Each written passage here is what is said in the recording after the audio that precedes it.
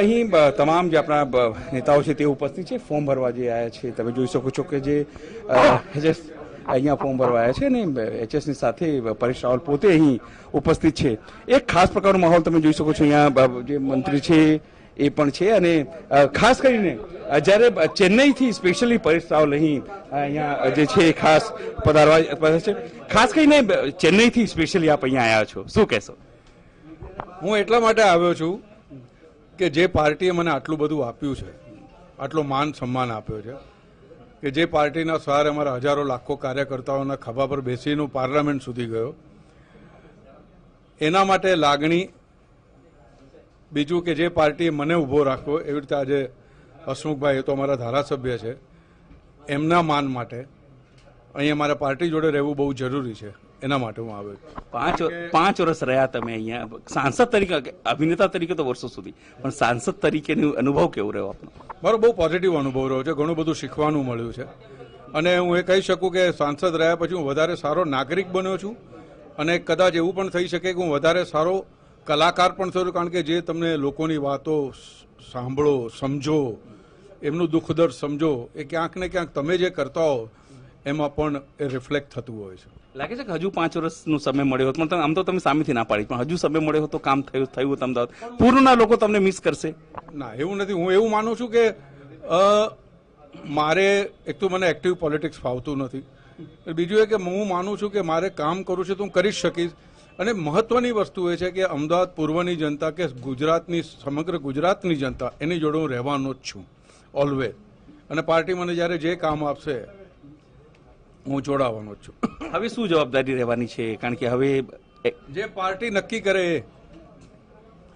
હમણાં તો પ્રચારની જવાબદારી, પછી પાર્ટી જે નક્કી કરે. એક વાત હંમેશા પરેશ રાવલમાં કહેવામાં આવતી હતી, એક્ટર છે એટલે વિસ્તારમાં નથી રહેતા, જો રહ્યા હોત તો વધારે સારું એમની લોકપ્રિયતા વધે. આમ તો તમે ટીવી ઉપર ઘરમાં દેખાતા હતા, એ પછી કોઈ ફિલ્મના માધ્યમથી હોય, છેલ્લે જે ફિલ્મ આવી એના ઉપર શું કહેશો કે લાંબી ઇનિંગ જો રમ્યા હોત તો વધારે સારું થયું હોત?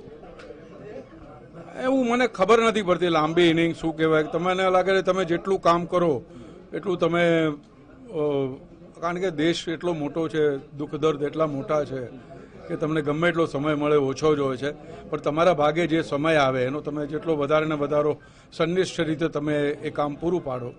સંતોષ છે? 5 વર્ષનું કામ? હા, મને સંતોષ છે, મને સંતોષ છે. એચએસ શું કહેશો, અનુગામી તરીકે અહીંયા આવ્યા છો? મારા માટે આનંદ અને ગૌરવની વાત એ છે કે જેમને 5 વર્ષ અમદાવાદ પૂર્વની પ્રજાની સેવા કરી એવા આદરણીય પરેશભાઈ મને આશીર્વાદ આપવા આવ્યા છે. એક પાર્ટીના કાર્યકર તરીકે એમના અનુગામીને શુભેચ્છા અને આશીર્વાદ આપવા આવ્યા એટલે મારા માટે ખૂબ આનંદ અને ગૌરવની વાત છે.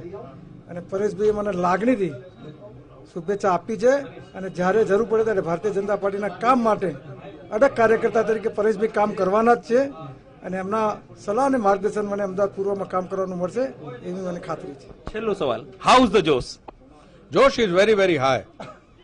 સ્વાભાવિક છે કે જે રીતે પરેશ રાવલે સ્પષ્ટપણે એક વાત કહી છે, બીજી પણ કઈ ઈચ્છા છે એમ? જોશ ઇઝ મચ હાયર દેન 2014. એટલે લાગે તમે અત્યારે કીધું છે 400 સીટો આવશે, દાવો હતો એ પ્રમાણે? ભાઈ 2014માં જેટલી આવેલી હતી ને એના કરતા વધારે આવશે. સ્વાભાવિક છે કે તમામ જવાબો જે છે પરેશ રાવલે સ્પષ્ટપણે આપ્યા છે. સાથે એચએસ જે છે એટલે હસમુખ પટેલ એમને પણ અનુગામી તરીકે જ્યારે સ્વીકારવામાં આવ્યો છે, ત્યારે એક જરૂરથી એક માહોલ છે બીજેપીમાં, અને જે કીધું કે જોશ હાઈ છે, એ હાઈ જોશને લઈને હવે મેદાનમાં ઉતરવાના છે તમામ લોકો. કેમેરા પર્સન નટુ પરમાર સાથે અનિલ પટેલ, TV9.